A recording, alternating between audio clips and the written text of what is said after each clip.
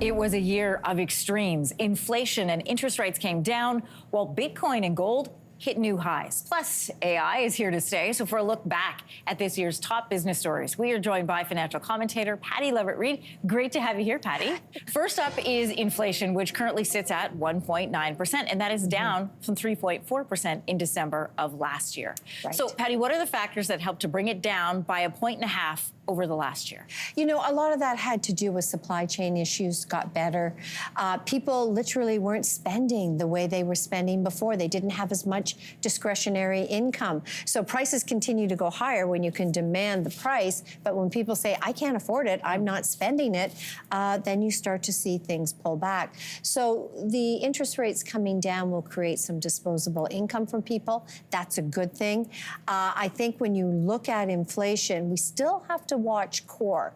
It has been creeping a little higher. We still pay a lot at the grocery store for shelter, for rent, that sort of thing. We're not where we need to be, but we're trending in the right direction. Yeah. All right, number two, something that solidified its presence this year is AI. And the biggest player in the game is software manufacturer NVIDIA, which is worth $3.42 trillion.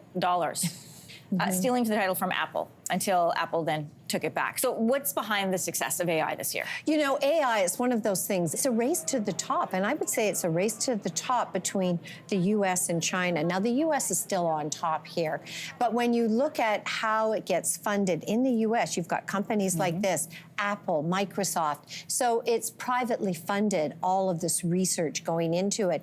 In China, it's state funded, and it'll be very interesting to see where this all shakes out. Will it help us? Yes, it will help us, but we need to get there. But it's touching everything from geographic boundaries to national security to healthcare. And it's also a jobs concern, too. Well, it is a jobs concern, but I do think that new jobs will be created while others become eliminated. And I don't think it's going to be, you're going to be out of a job and there's nothing left. It's about using AI to your advantage so that you can move the organization forward. All right, next on your list, and this is a big one. We talked about this a lot, and that is rates.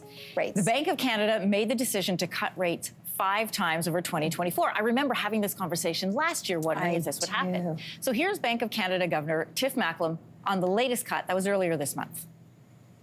This is our 5th consecutive decrease since June and brings our policy rate to 3.25%. So explain to us, Patty, why did we see interest rates come down while mortgage rates did not? Oh, great question. Okay, so some mortgage rates went down.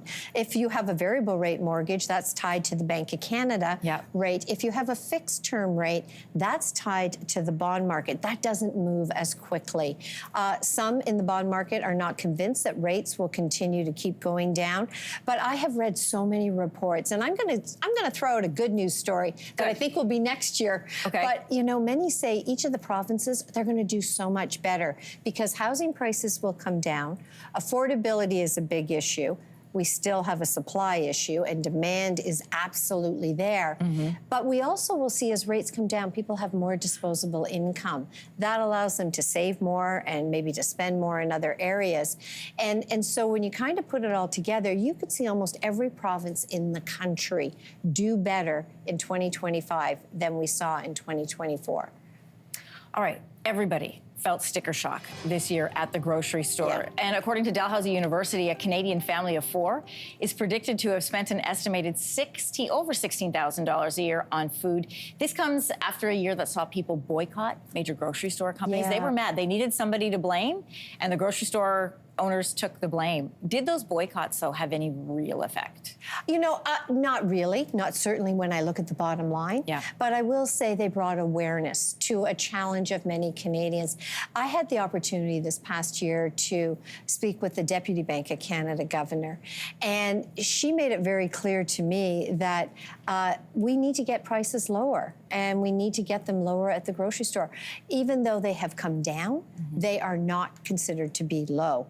And so it's a real challenge still for households. And so for some households, they're saying, do I pay my rent or do I buy groceries? They want to be more selective.